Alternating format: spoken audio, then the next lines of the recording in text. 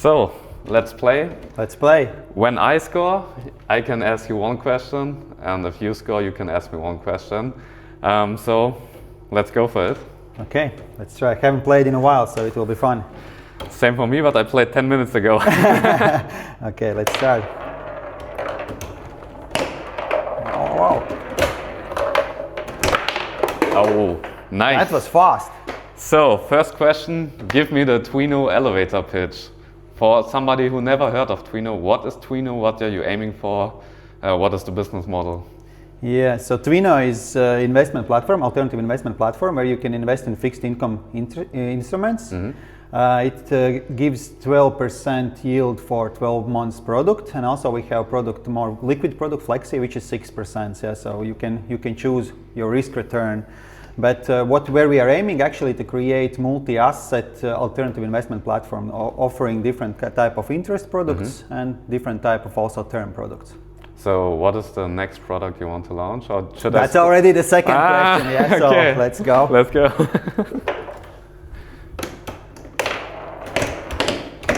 Okay. No.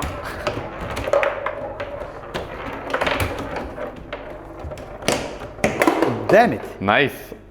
So, is there any new product in the pipeline? Because I've seen that you also got a MiCA-License for cryptocurrencies. So, will there be a crypto project in the future? Yeah, so we actually are working on two products currently on the pipeline. The closest one I would say will be crypto assets. So you can just buy crypto? Yeah, you can buy, sell crypto, custody with us as a licensed crypto asset service provider. So that's something we aim to launch in the Q1 next year. But in the parallel, maybe there is one product which hasn't been yet discussed very loudly in Twino. We are also working potentially on the deposit-brokerage product, that we could become the channel how you can deposit in the banks in Europe. Yeah, so for daily interest rates, daily interest rate account, stuff like this? Yeah.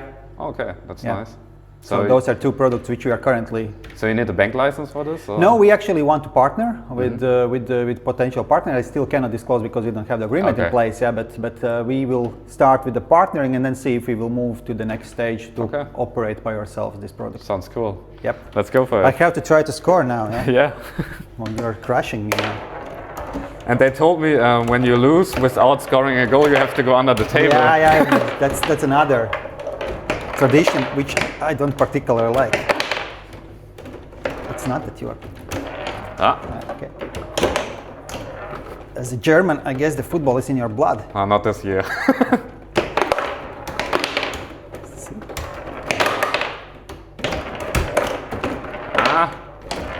Oh, no, yes, that's the right direction. No, that's not the right direction. No. Yes. Okay. All right, so, go for it. Yes. So, how long have you invested in peer-to-peer or let's say peer-to-peer industry type of products? So actually, I started like 5 years ago, almost on the day, with Mintos, one of the oldest players back then. But then I don't invested for a couple of years because I just needed the money for other stuff. But I'm very invested since 1.5 to 2 years. Yeah, and for Twino, I'm invested here since 4 or 5 months now, using a lot the Flexi product because I love the liquidity. But yeah, so a couple of years, but since 2 years, more actively. money. Yeah, exactly. Okay. Let's move on. You have to take it out from your. All right. I need to add this one. Wow.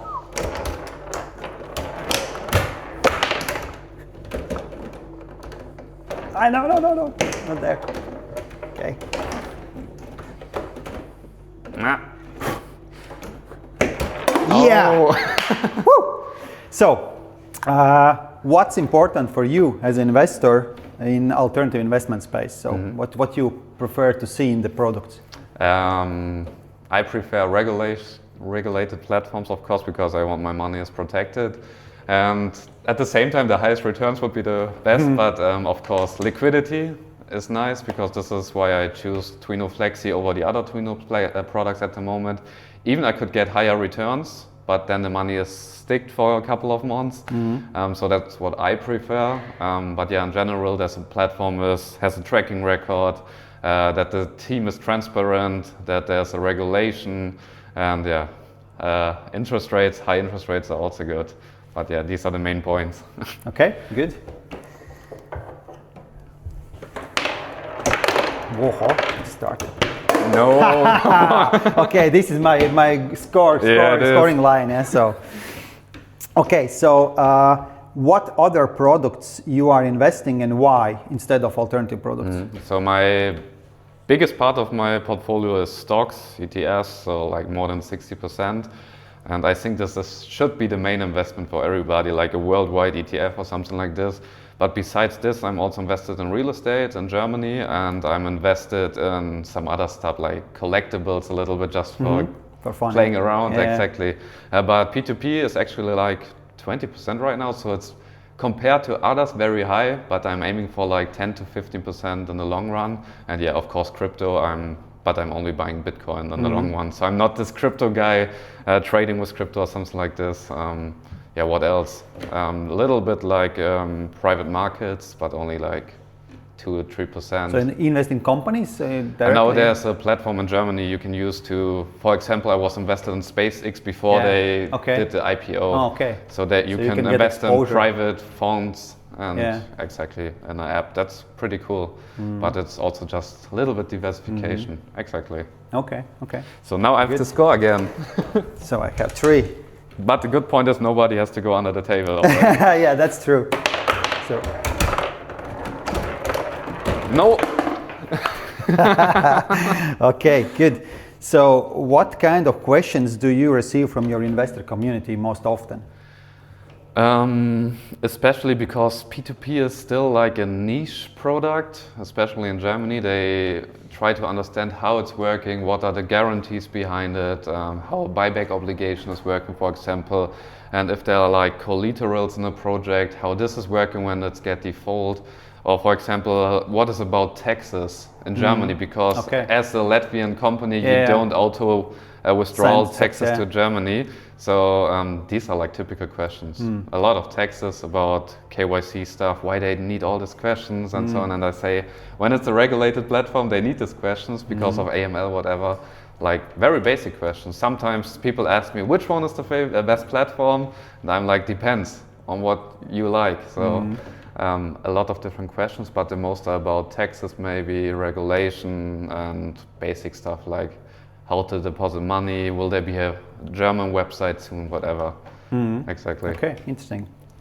That's good that you can answer those questions instead of, because otherwise they have to search by themselves. Yeah, so it's good. It's a good channel.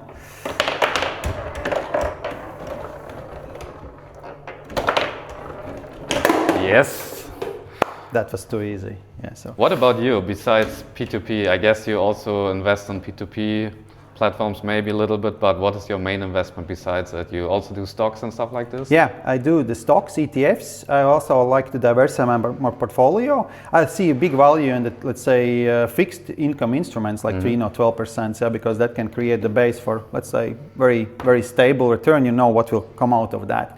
But then recently, I rebalanced my portfolio and cherry-picked some potential stocks in space, in AI infrastructure, because that's booming. Maybe 2 years earlier it will be even better. But now I see. So, but yeah, one thing that for me is very valuable learning afterwards, that stock investing is much harder because you have to actually really deep dive into the stocks you are cherry picking. Yeah, so or ETFs are a bit simpler, then you can just select some. Yeah, so ETF stocks, also some crypto exposure, then P2P or Flexi and a little bit of deposits as well. Yeah, so just to keep an eye, I would say, what's happening in that space, how the interest rates are changing and stuff like that. Okay, nice. Go for it. Okay, so it's 3-3. Eh? Okay, let's go.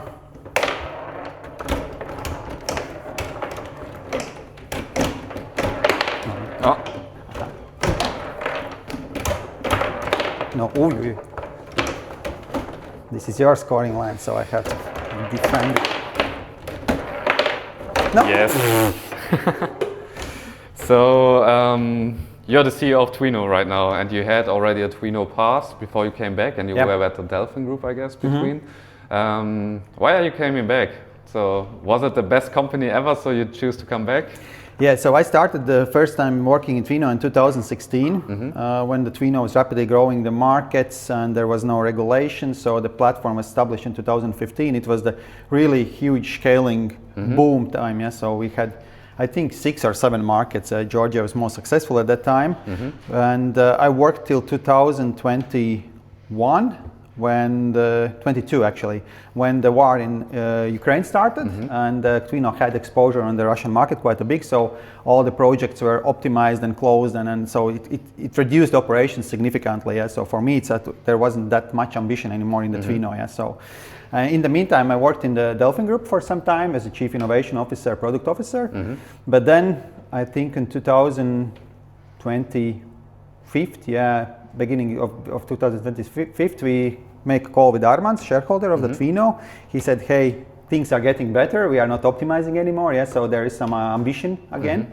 And we just discussed what could be the potential strategic developments for the Twino. And I liked, because the Twino itself is really, really cool. I really identify with the Twino culture as such. Yeah, so, and yeah, then I came back, and now we are trying to achieve those strategic directions. Yeah, so one is to make the peer-to-peer investments, so clean up all the legacy which we had. Yeah, so the Russia, the Philippines, the Vietnam is still on the plate, and the real estate rentals, and then the MiCA crypto assets. There is and the new products, and also the bank license is somewhere in the future pipeline. Yeah, so we are working on that as well. Nice.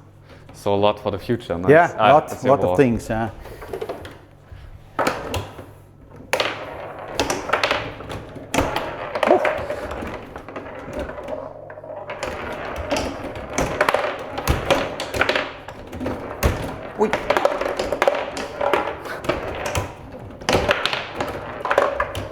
Let's move the ball to your side. Good defense. No. But not as good as my offense. Very good. Where would you never invest? Never. Yeah. Never ever. I would say like very unprofitable stocks. So my concept is that I only invest in very conservative stocks, for example, that are... Don't pay out the dividends? Yeah, exactly. I have a cash flow strategy. Yeah. But let's say some crypto stuff I completely not understand. So in general stuff I'm not understanding. Because I had some mistakes in the past. I was investing in some crypto project. I didn't understand at all, and I just was investing because friends told me, and I lost a lot of money. So that's my #1 rule: don't invest in stuff you don't understand. Exactly. Yeah, so. I guess it applies for stocks as well. Yeah, so you shouldn't understand what the company is doing. Yeah, so okay, interesting. So let's move on. Head to head. Yeah, it's really. I didn't touch it at all. Yeah, so that was super fast. All right. What is your favorite part or product about Twino? So currently, I'm really hyped about Flexi, because I think that addresses a lot of not only investor expectations, but for us internally, when we developed or even talked about this product, I could feel the energy, because I want this product to use by myself. Yeah, we need this product. Yeah, and a lot of the company employees are using this product because they see this is beneficial. This is really cool product. You can put your idle money for some time, and then you just take it out whenever you need it. Yeah, so and reinvest, and that was the coolest part about building products, is that you want to use it by yourselves. The similar actually is with crypto. So many in the company has invested in crypto, but some are self-hosting, some are in, let's say, exchange wallets or somewhere, but then you have actually the licensed entity which is with already 10-year track record where you can put this. Yeah? So, and those products we like the most, which we want to use by ourselves, and we know that investors will also like this characteristics of the product. All right, sounds good. Okay, so I have to catch up. Okay.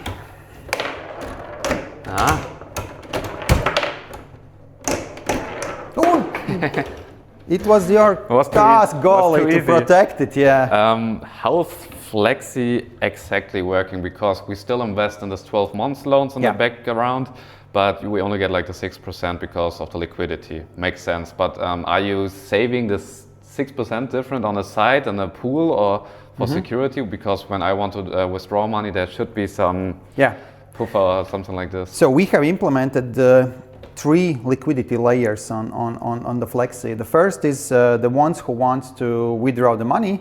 We have collateral from the loan originator in place. Currently it's 10% from whole Flexi volume issued. So it means that once someone withdraws, we take collateral of money and put it on that. So that should cover daily movements. So because someone always withdraws, someone deposits. So you just with the collateral, you just kind of buffer money, which protects the daily movements. Then, if for some reason there is more liquidity crush, let's say, we could cash out all the collateral, and then we have the mechanism in place that those underlying asset-backed securities are in small chunks. Which means that we can request early repayment from loan originator for chunk, for example, just to close it and reduce the issued amount of the Flexi. And then collateral is renewed because we just close as many eSINs or these asset-backed securities as we need to regain the collateral value. So, and the last, which we hope will never fulfill, is that, for example, if we cannot close those asset-backed securities because the early repayment is not possible from a loan originator, then still there is 12 months maturity for the underlying asset-backed security. And it goes according to the repayment schedule. So that's the last. So in the worst case scenario, if there is huge bank run, similar like in the banks, so you cannot deposits get back right, but there is like 12 months maximum maturity. Okay, nice. So again, my side. Let's move on. You start to play smarter. No. Yes. Was too easy. Okay. Have you noticed any investor behavior change over the years? So you're investing in 5 years. So do you see that investor is changing? I guess because the stuff in the last months, Ventus Energy, unregulated platforms, stuff like this, people are more likely to go to regulated platforms again. This becomes more important for people, and they questioning platforms more, and this is a good point. Yeah, that's very good. Hopefully they are not like a goldfish and forget everything in a couple of months. But people use their brain again. That's nice. I was investing myself because it was promising and stuff like this, but after this I changed my strategy also. I'm questioning more. I also invest on unregulated platforms still, but my focus on unregulated platforms. But over the last years, especially stock market was very easygoing. My generation only know the stock market goes up. I mean, we had the COVID crash, we had the Trump crash last April, but it's not like a real crash when it's the same level level after 1 or 2 months or after a couple of months. So I guess a lot will change when we have stock market going down for a couple of years and like a depression or something like this, because then cash flow investments like Twino or other platforms are becoming more interest because they're more stable, because they are not related to the stock market. So but I guess the last years there were not a lot of changes. I mean, people become more open for crypto, for example. They did a lot of mistakes with NFTs in the past. They learned about this.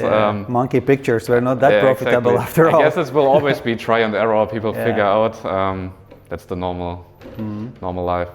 Okay, interesting. So it's 6-6, 6-5.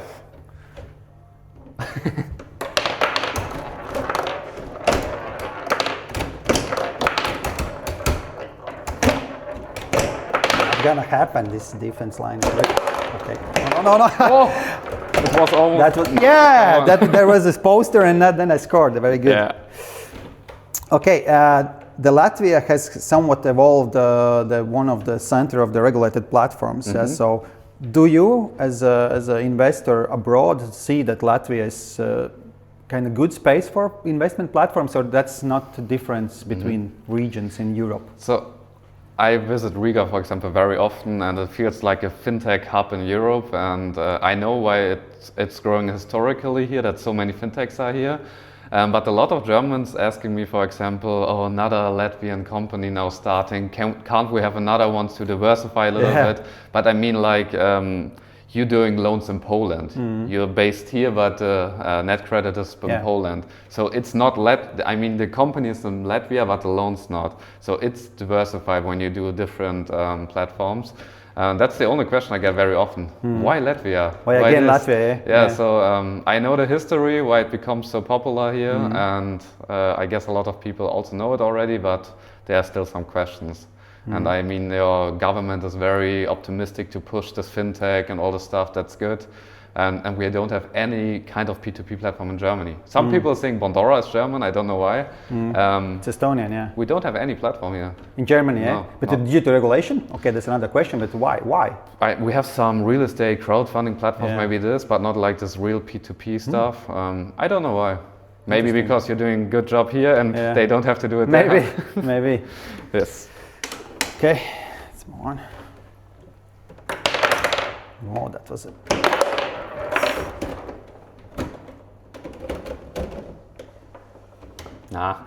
Very good. Oh.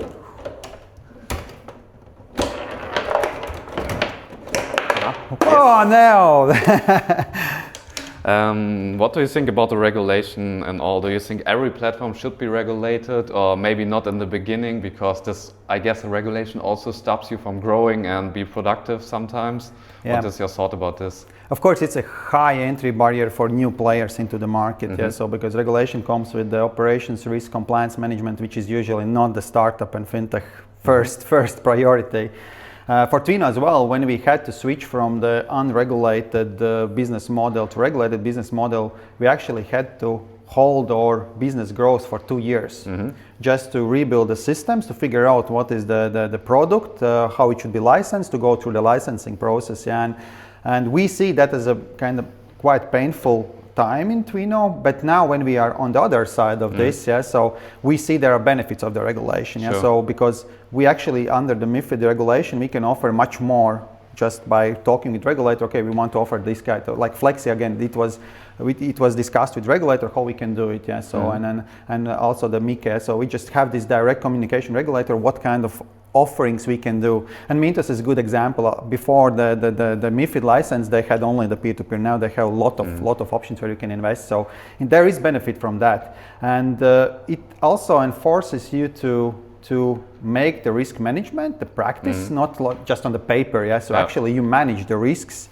And at some point that is very beneficial, especially in the COVID, in wars. There is still many risks which realized and which wasn't anticipated. But at least I think it was much easier to overcome these hard times. And which knows what will be, who knows what will be in the future. So I would say when you get on the regulation, it's beneficial, but the way to it is hard, and especially for new companies. What's your thought about Croatia, for example? It's a European country, European Union, but a lot of companies are going there because they don't need a regulation at all.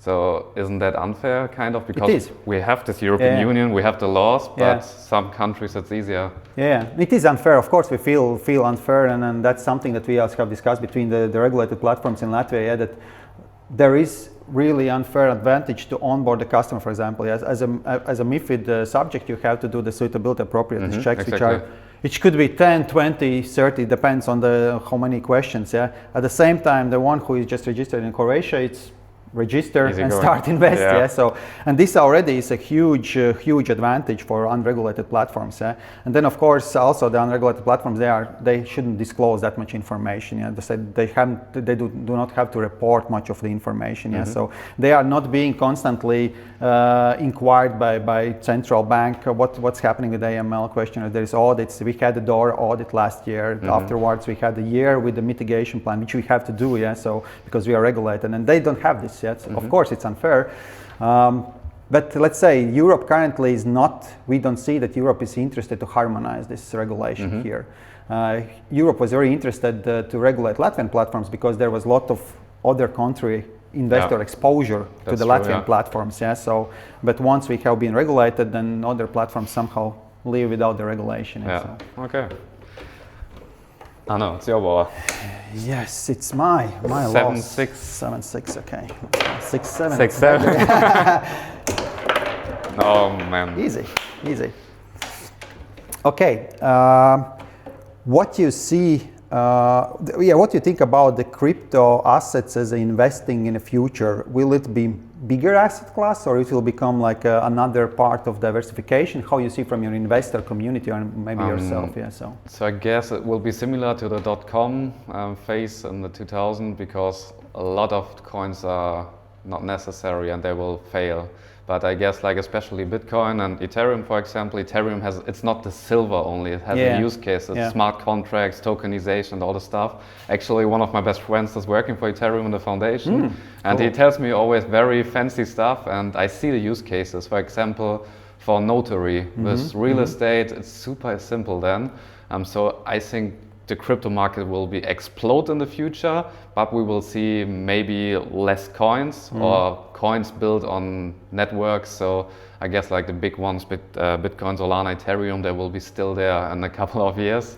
I hope so, because I'm invested in Bitcoin. But I see the use cases, and I think we're just at the beginning of crypto. And people see it only as an investment, but it's so much more than investment.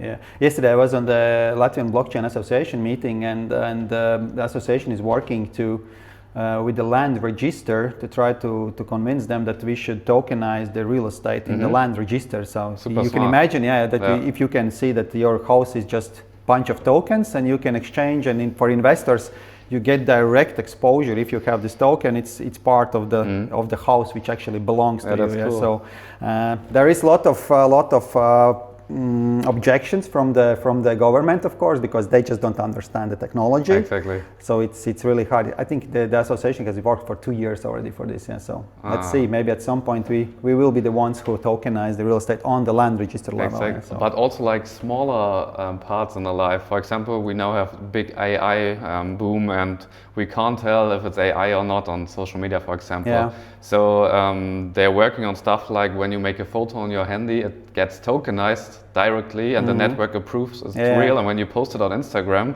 you can see if it's a real photo or not. So there's no possibility to fake it anymore, or it's get way much harder at least. So also the small points in regular life are changing. Yeah, there will be utility for this. I agree that utilities, for Bitcoin maybe there is less utility, it's more speculation, but like for Ethereum, Solana, those are like smart contract chains, which makes sense.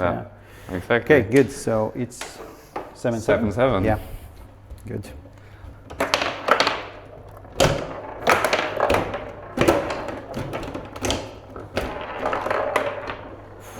Smart move, not to move.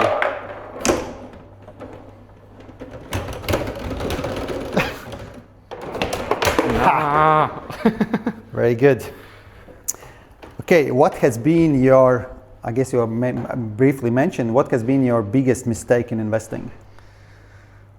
Crypto, these pumps. I can tell about this story a little bit. So you know Atari, right?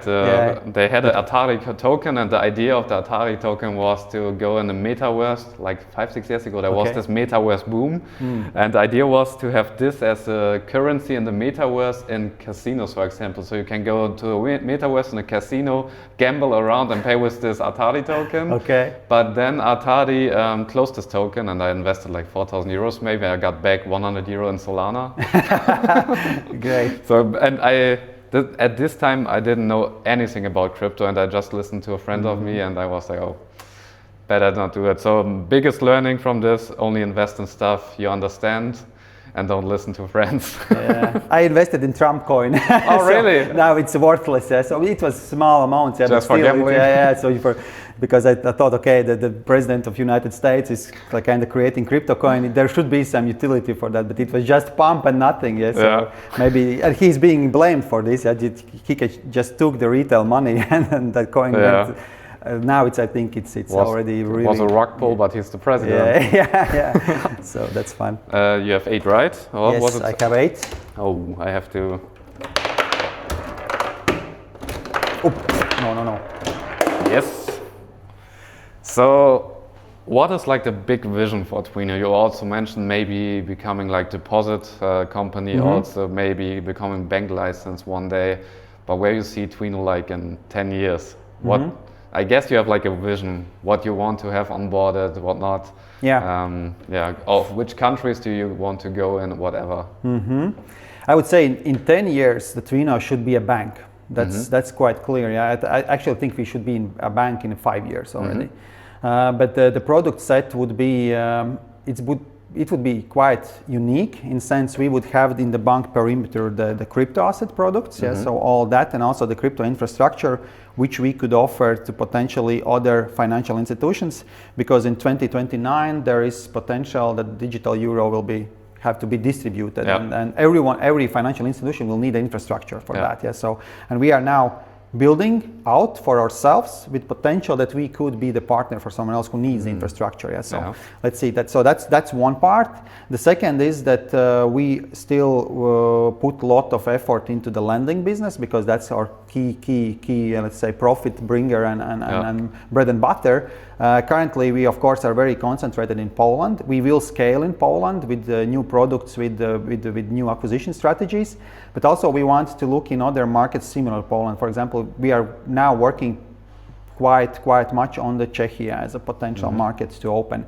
But then it's always the question how easy it is to enter a new market and get some kind of traction for that. And the lending operations are not easy in that sense.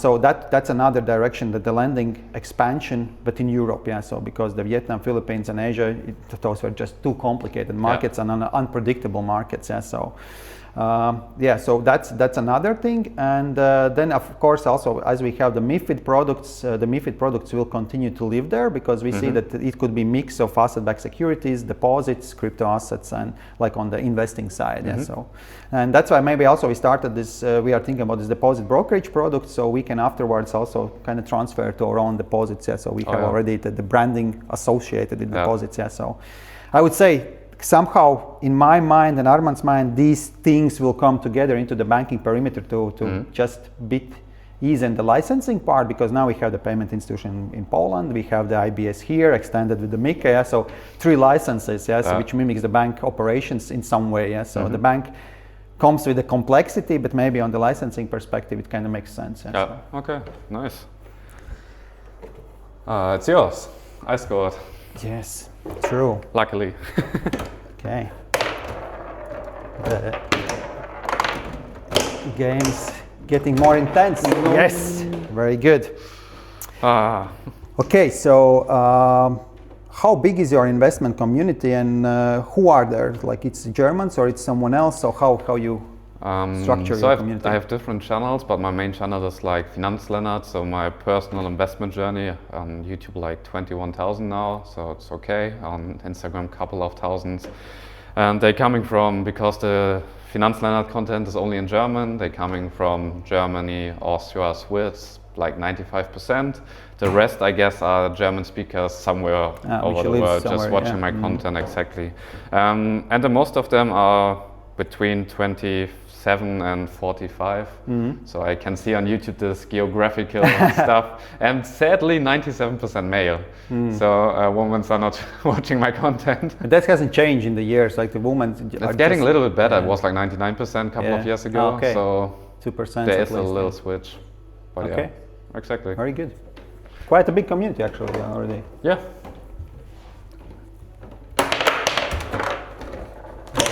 Oh, whoa, you break my goalie. Yeah, so he's dead. Yes, sorry for that. Yeah. What are the biggest obstacles in your daily work or for the future, and what have been the biggest problems in the last years and how you solve them? I would say for the last year, since I came back on the Twino, one of the biggest challenges has been the operations, in sense that there was like 2-3 years of somewhat idle time, so some optimization time, and there were a lot of legacy stuff which just hasn't been sorted out, or took a lot of more time to sort it out. And last year we put, when I came back, we put one strategic goal that we have to fix this, because otherwise we will want to implement new products, and it's always to build on some kind of legacy. It will be just very complicated. And to balance this fixing and making right things in the legacy side and actually developing new products, that was quite a big challenge. So for the future, I see that for the next, I think the resilience will be somewhat challenging, with the geopolitical situation, how to make our operations resilient with extreme scenarios, let's say. I think we have a very good base. Regulation again helps here because we have to do this, but I want that it's not only on the paper, but actually we know that it works in the life, and we're working according to these resilience processes. Yeah, so I would say from the operations perspective, and then of course the how to scale new businesses. Yeah, we have some assumptions how the crypto will scale, but actually we don't know what will be the demand here, how the Twino brand will play with the crypto. Yeah, so that's I think it will be the next year's one of the biggest challenges again to how to tell about Twino that it's trusted crypto provider, especially for non-crypto natives, because we don't target the crypto natives. They are going to the exchanges. So we want to who have heard crypto, they want some exposure to crypto. So here is the license and trusted way how to do it, and then question how much of that client's audience is there, and how we can get information to them. Okay, and how have you handled, or will you handle like problems for Russian loans, for example, or the Asian stuff? Or the real estate, you still have some real estates left. What are you doing about this? I guess the Russian stuff is... Russian is solved, yeah. So we repaid all the Russian recovery, that's done. So currently on the legacy side, we have rentals and Vietnam. Yeah. Vietnam is the most complex one because we want to initiate the liquidation process. We send the documentations to the Vietnam consultants, they submitted in court. Now they sent it back because we have to legitimize those documents, which can be done in the Vietnam embassy. In Latvia, there is no Vietnam embassy. So you go to we have to actually go to the closest Vietnam embassies in Stockholm. So we have to send documents there. Again, hire some consultants who can go to the Vietnam embassy in Stockholm, legitimize those documents and sign, because they are not accepting European type like legitimization. So they need their own some kind of that thing. Then we will receive documents back. We will send again them to the Vietnam, and hopefully the court will start the liquidation process. And once the court will start the liquidation process, I know that many investors are waiting some resolution.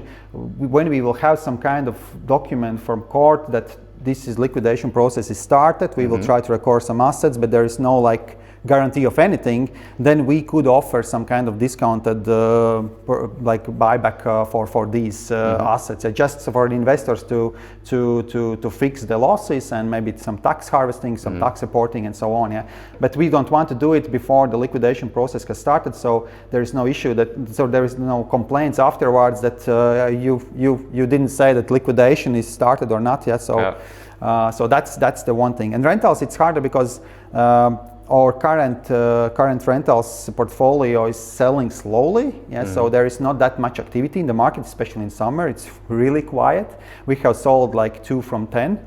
But we expect we have the brokers, we have the agents, realtors which are working to sell these apartments.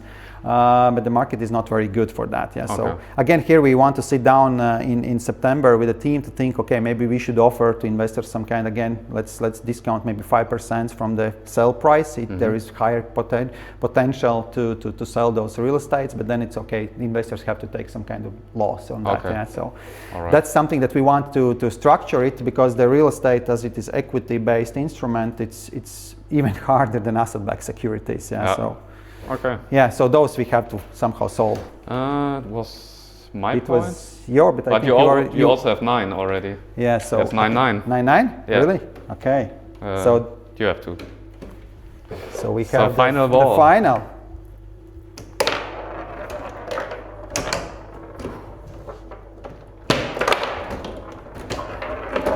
No. No. No.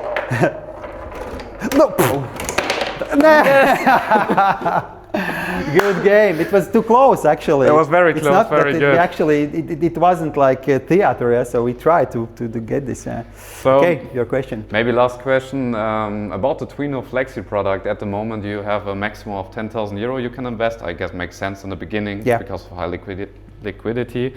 You want to change this soon, or what's the roadmap on that? Yeah, we started this as a liquidity protection mechanism, so there is no concentration of, let's say, a few big investors which kind of like take money out, put it in. Yeah, so it would be much harder to maintain the liquidity.